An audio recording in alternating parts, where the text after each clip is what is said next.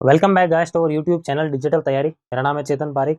आस अग्रवाल की जो हिंदी वाली बुक है, हिंदी वाली बुक में एवरेज चैप्टर हम शुरू करने वाले हैं। पार्ट नंबर 1 से शुरुआत करेंगे, बिल्कुल बेसिक से। हल्के हल्के सवाल आएंगे इस बुक में पहले, फिर धीरे धीरे लेवल इंक्रीज होता चलता है। तो शुरू करते हैं। देखो क्या है पहला सवाल इस चैप्टर के इस पार्ट में। ठीक है, पहला सवाल है हमारे पास कि निम्नलिखित संख्याओं का औसत कितना है। ये 5-6 संख्याएं आपके पास दे रखी है, टोटल 6 संख्याएं हैं। इन सब का औसत कितना है ये आपको ज्ञात करना है। औसत होता क्या है, सबसे पहले तो एक बेसिक फॉर्मूला छोटी क्लासेस से ही पढ़ते आ रहे हैं। कंपटीशन की तैयारी कर रहे हो वहां पे भी ये पढ़ा होगा। औसत कैसे निकालते हैं, राशियों का योग बटा राशियों की संख्या। एक तरीका तो ये है। इसके अलावा एक थोड़ा सा कॉन्सेप्चुअल तरीका होता है औसत निकालने का। इसमें अपन क्या करते हैं कि औसत को हम हर एक संख्या के अंदर बांट देते हैं, फिर हम देखते हैं कौन कितना कम है कौन कितना ज्यादा है, उसके अनुसार हम हमारा औसत निकालते हैं। ठीक है, तो सिंपल तरीके से अगर आप निकालना चाहो इसमें आंसर, तब तो क्या करो, सबको जोड़ लो और 6 का भाग लगा दो। राशियों का योग बटा राशियों की संख्या, और हमारा क्या है, आंसर आ जाएगा। ठीक है, अगर आप चाहते हो कि इतना नहीं करना है, कॉन्सेप्चुअल वाला तरीका लगाना है, तो हम क्या करते हैं कि ये जो इतनी सारी संख्याएं दे रखी है, आप देख रहे हो सारी की सारी जो संख्याएं हैं वो 50 के आसपास है, 50 या 60 के आसपास चल रही है सारी की सारी संख्या। 60 मान लो। ठीक है, हम क्या करते हैं एक बेस नंबर चुन लेते हैं 60 को। मान लिया 60 है, सारी की सारी संख्याएं क्या है, 60 के आसपास है। इसके पास क्या है, देखो 60 से 16 ज्यादा है। इसके पास क्या है, 60 से 12 कम है। इसके पास 60 से 24 ज्यादा है। ठीक है, इसके पास 60 से 6 ज्यादा है। इसके पास 60 से 10 ज्यादा है, और इसके पास 60 से 4 ज्यादा है। ठीक है, कुछ के पास ज्यादा है तो कुछ के पास कम है। यहाँ पे आप देख सकते हो कि अगर इसके पास 12 कम है, इसके पास अगर 12 कम है, तो मैं क्या कर रहा हूँ, 12 यहाँ से उठा के इसको दे देता हूँ। यहाँ पे 16 है ना, 12 उठा के मैं इसको दे देता हूँ। तो क्या होगा, इसको जो 60 चाहिए था इसका काम पूरा हो जाएगा।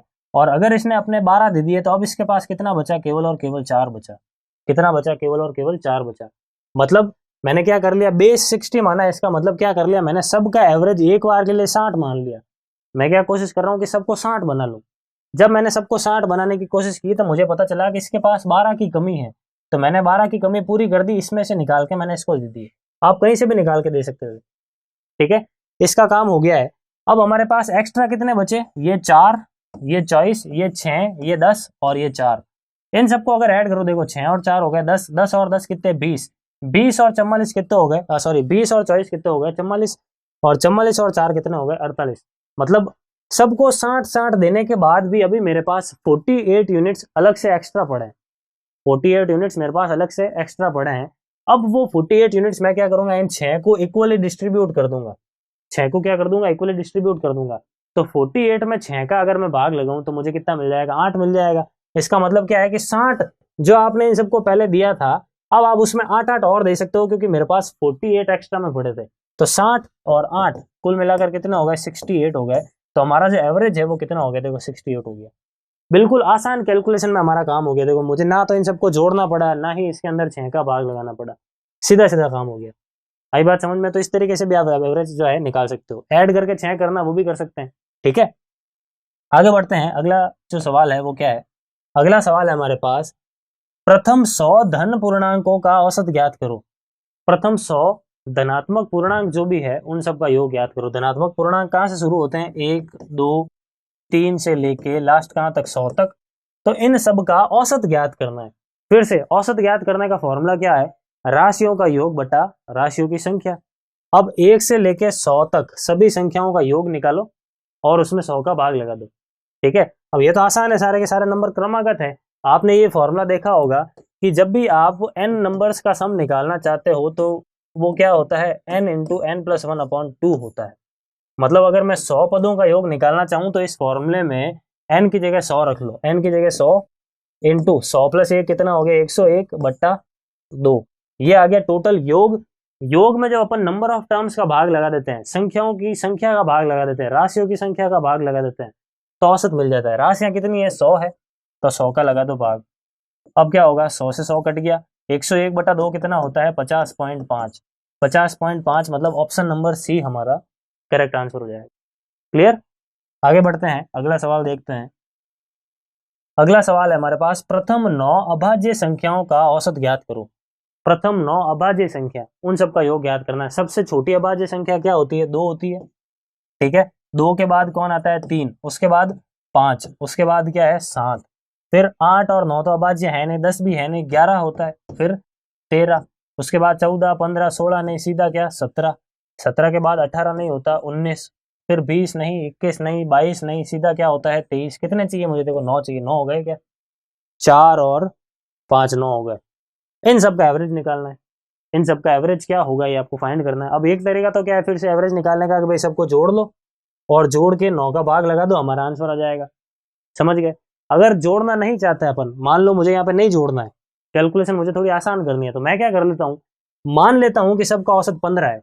15 क्यों मान रहा हूँ? क्योंकि सारे नंबर जो है ना 15 के इर्द गिर्द है। कुछ नंबर 15 से इस तरफ है तो कुछ नंबर 15 से उस तरफ है, मतलब 15 के इर्द गिर्द। आप कुछ भी मान सकते हो, 16, 17, 20, कुछ भी मान सकते हो। नॉर्मली ऐसा नंबर मानो जो इन सब के लगभग लगभग बीच में पड़ रहा है, सही है। तो मैंने 15 मान लिया। तो मैंने क्या कर लिया, मान लिया कि औसत कितना है? 15 है। औसत कितना है? 15 है। अब मैं क्या कर रहा हूँ, हर एक नंबर को 15 से कंपेयर करने की कोशिश कर रहा हूँ। जब मैंने 15 से कंपेयर करने की कोशिश की तो मुझे पता चला कि इसके पास 15 तो है ही है, इसके अलावा 8 एक्स्ट्रा पड़े हैं। भाई औसत तो 15 माना है मैंने, इसके पास 8 एक्स्ट्रा पड़े हैं, ये 8 ही फालतू में लेके बैठा है। अगर मैं इसको देखूं तो ये 4 एक्स्ट्रा लेके बैठा है, अगर इसको देखूं तो ये 2 एक्स्ट्रा लेके बैठा है। जबकि इन नंबर्स को मैं देखूं तो ये कम है बेचारे। देखो इसको होने इसके पास 15 थे, लेकिन इसके पास 2 की कमी है, इसके पास 4 की कमी है, इसके पास देखो कितनी 8 की कमी है, इसके पास 10 की कमी है, इसके पास क्या है, इसके पास टोटल 12 की कमी आ रही है, और इसके पास कितनी 13 की कमी आ रही है। इन सब के पास कमियां हैं और इन सब के पास ज्यादा पड़े हैं। तो इन कमी और वृद्धि को हमको बराबर करना है, इन सबको इक्वल करना पड़ेगा कैसे भी करके। तो इक्वल करने के लिए आप देखो, इसके पास 2 ज्यादा है, इसके पास 2 की कमी है, ये क्या करेगा, 2 अपने इसको दे देगा। तो क्या होगा, इसके पास 15 होने थे, इसके 15 पूरे हैं इसके पास, और इसके पास भी 15 होने थे, इसके पास भी 15 पूरे हैं, तो इनका काम हो गया। आई बात समझ में? उसके बाद यहाँ पे देखो, यहाँ पे प्लस का 4 है, यहाँ पे माइनस का 4 है, इसके पास 4 ज्यादा है, ये इसको दे देगा, तो इसका काम भी हो गया। सही है, इन दोनों का काम हो गया। उसके बाद में इसके पास 8 ज्यादा है, इसके पास 8 कम है, ये अपने 8 क्या करेगा, इसको दे देगा, तो इसका काम भी हो गया। और इसके पास 15 होने चाहिए, इसका भी काम पूरा हो गया। अब सबका, इन सबका तो काम पूरा हो गया, सिर्फ ये जो बच रहा है ना, ये वाले, इनके पास अभी भी कुछ कमी चल रही है। अभी भी कुछ क्या है, कमी चल रही है। कितनी कमी चल रही है? 13, 12 और 10 की। 13, 12 और 10 की कमी चल रही है, तो कुल मिला के कितनी हो गई है? 35 की कमी हो गई। कितनी कमी होगी? 35 की कमी चल रही है। ये जो 35 की कमी है, ये 35 की कमी मुझे दूर करनी है। तो दूर करने के लिए मैं क्या करूंगा, हर एक में से कुछ कुछ निकाल लूंगा। हर एक में से क्या कर लूंगा, कुछ कुछ निकाल लूंगा। पहला सवाल जब हमने देखा था, वहां पे हमारे पास ज्यादा पड़े थे, तो जो एक्स्ट्रा वाले थे मैंने सबको इक्वली बांट दिए थे। तो इस बार जो कमी हो रही है, मैं क्या करूंगा, इक्वली सब में से थोड़ा थोड़ा ले लूंगा। तो यहाँ पे मेरे पास 35 की कमी आ रही है, तो मैं क्या करूंगा, 35/9, टोटल 9 है ना, तो 35 में 9 का भाग लगा लिया ताकि इक्वल हो जाए। मैं क्या कर लूंगा, सब में से थोड़ा थोड़ा ले लूंगा। सबको अपन ने कितना माना था? 15 माना था। अब इसको सॉल्व करना है। 15 इंटू 9 कितना होता है? तो 15 इंटू 9 मेरे पास होता है, 15 इंटू 9 करने पर 135 माइनस 35/9। ठीक है, 135 में से 35 चला जाएगा तो 100/9, और 100 में 9 का भाग अगर लगाऊं तो क्या आता है? 11 सही 1/9। 11 सही 1/9 का मतलब ऑप्शन नंबर डी हमारा करेक्ट आंसर हो गया। आई बात समझ में? तो अगर ये मेथड समझ में आया तो बहुत ही अच्छा है, अगर नहीं भी आया है तो वापिस एक बार रिवाइंड करके ध्यान से समझो, क्योंकि ये बहुत अच्छा मेथड है। शॉर्ट पड़ता है, जब बड़ी बड़ी संख्याएं, हजारों में संख्याएं आती है तो ऐड करके भाग लगाना थोड़ा भारी पड़ता है। ये अगर थोड़ा बेस मेथड आपको आएगा तो फटाफट कैलकुलेशन आसान हो जाएगी। देखो मेरा काम सिर्फ इन 3 से ही हो गया सारा, समझ लो। तो आपको अच्छी तरीके से समझ में आ जाना चाहिए। बाकी अपना बेसिक तरीका तो है ही है, सबको जोड़ के 2 का भाग, या जो भी संख्या है, जितनी संख्या है उनका भाग लगा दो। आगे बढ़ते हैं। देखो अगला सवाल क्या है। अगला सवाल है हमारे पास, प्रथम 10 सम प्राकृत संख्याओं का औसत कितना है? प्रथम 10 सम संख्या है, और वो भी कैसी? प्राकृत। प्राकृत है मतलब 1 से शुरुआत होगी, और 1 से भी ले तो भी सम संख्या चाहिए, तो शुरुआत कहाँ से होगी? फिर 2 से होगी। तो 2, 4, 6, 8, 10, और प्रथम 10 है तो 12, 14, 16, 18 और 20, इन सब का औसत ज्ञात करना है। बहुत सिंपल सवाल है। अब एक तो तरीका है, सबको ऐड करके भाग लगा दो, ठीक है।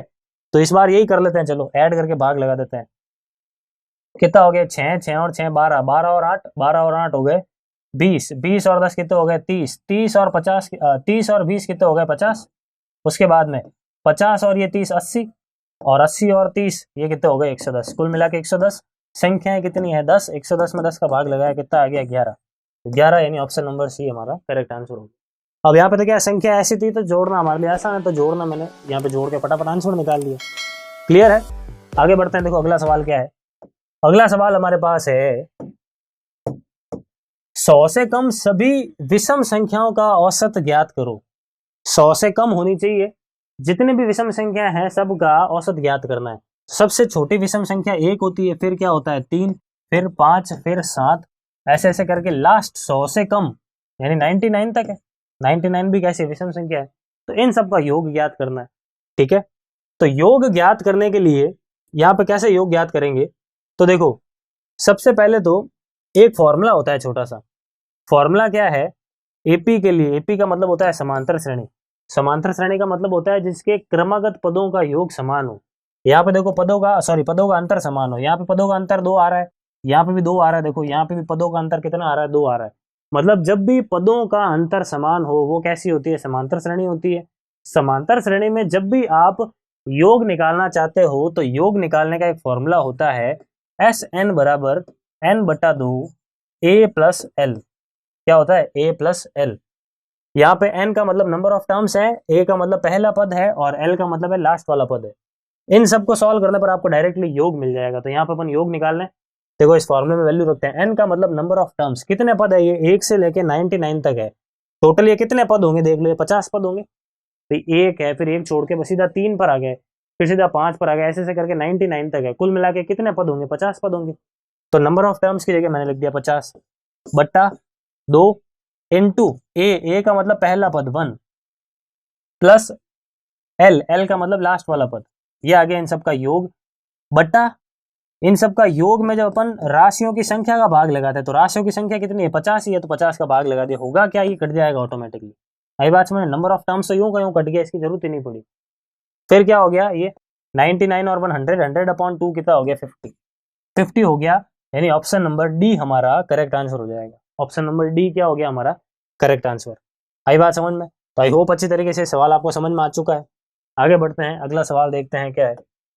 अगला सवाल है 50 तक की सभी सम प्राकृत संख्याओं का औसत क्या होगा। 50 तक की सभी सम संख्याएं, भाई 2 से शुरुआत करते हैं तो 4 और ऐसा करके लास्ट कहाँ तक जाएंगे 50 तक, तो इन सब का औसत निकालना है।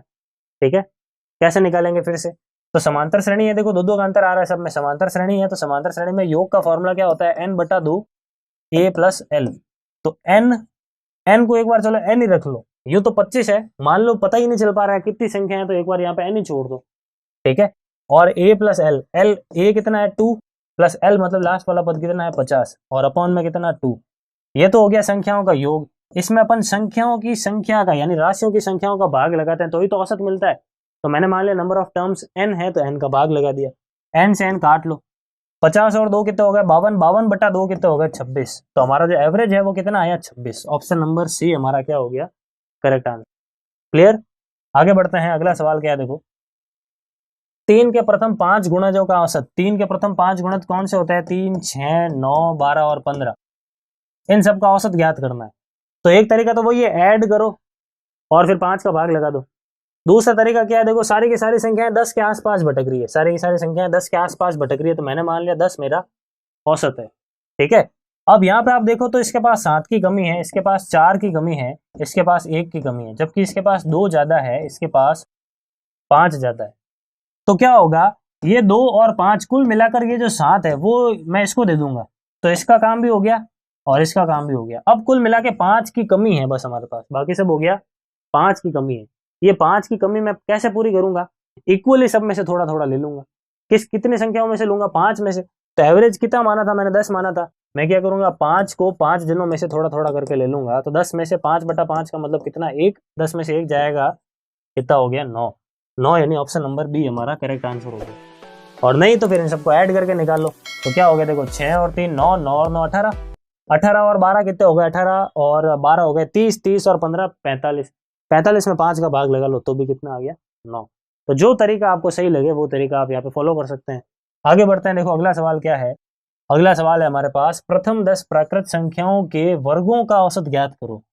प्रथम 10 प्राकृत संख्याओं के वर्गों का औसत ज्ञात करना है। मतलब 1 है तो उसका स्क्वायर, फिर 2 है तो इसका स्क्वायर, फिर 3 है तो इसका स्क्वायर, ऐसे ऐसे करके लास्ट 10 है तो उसका स्क्वायर। इन सब का योग ज्ञात करना है। आपने ये फॉर्मूला देखा होगा छोटा सा, कि जब भी आप वर्गों का योग निकालते हो तो फॉर्मूला क्या होता है, n+1 2n+1 अपॉन 6। ये फॉर्मूला होता है n+1 2n+1 अपॉन 6। ये फॉर्मूला यहाँ पे यूज करना है। ठीक है, n की जगह कितना आ जाएगा 10, इंटू n+1 की जगह 11, इंटू 2n+1 तो 20 और 1 कितना हो जाएगा, ये 21/6। ये हो गया मेरे पास इन सब का योग।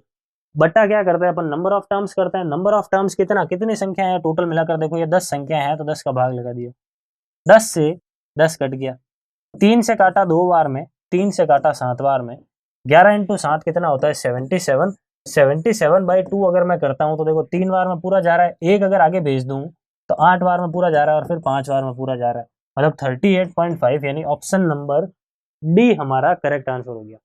क्लियर, आगे बढ़ते हैं, अगला सवाल देखते हैं क्या है। यदि 25a प्लस 25b बराबर 115 हो तो a और b का औसत कितना होगा। 25a प्लस 25b आपको 115 दे रखा है, अगर मैं 25 कॉमन लेके डिवाइड में भेज दूं तो कितना आएगा, 115/25 आएगा। मतलब क्या है, a और b का योग मिल गया, आपको a और b का औसत निकालना है। तो योग के अंदर जब मैं 2 का भाग लगा दूंगा, क्योंकि इन 2 का औसत निकालना है मुझे, 2 संख्या है तो 2 का भाग लगाऊंगा। अब इसको सॉल्व करते हैं, हमारा आंसर आ जाएगा। देखो सबसे पहले 5 से काट लेते हैं इसको, तो कितना कट रहा है, 2 और 3 बार में 23 बार में। ठीक है, इसको 5 से काटा तो 5 बार में, 23/10 करना है। 23/10 का मतलब कितना हो गया, 23/10 हमारे पास ये हो गया 2.3। ठीक है, 5 से काटा 5 बार में, 5 से काट दिया 2 और 3 बार में, 23/10 करना है, यानी 2.3। 2.3 मतलब नन ऑफ दीज हमारा आंसर है ऑप्शन नंबर ए। क्लियर है। तो आई होप गाइस सारे के सारे सवाल आपको अच्छी तरीके से समझ में आए हैं। बहुत ही बेसिक से सवाल थे ये। ठीक है, धीरे धीरे इस बुक में जो सवाल का लेवल है वो धीरे धीरे इंक्रीज होता हुआ चलेगा। तो आई होप इसमें जो जो थे वो आपको सारे समझ में आ गए हैं। आगे आने वाले सवालों को अपन अपकमिंग पार्ट्स में सॉल्व करेंगे। Thank you. Please like, share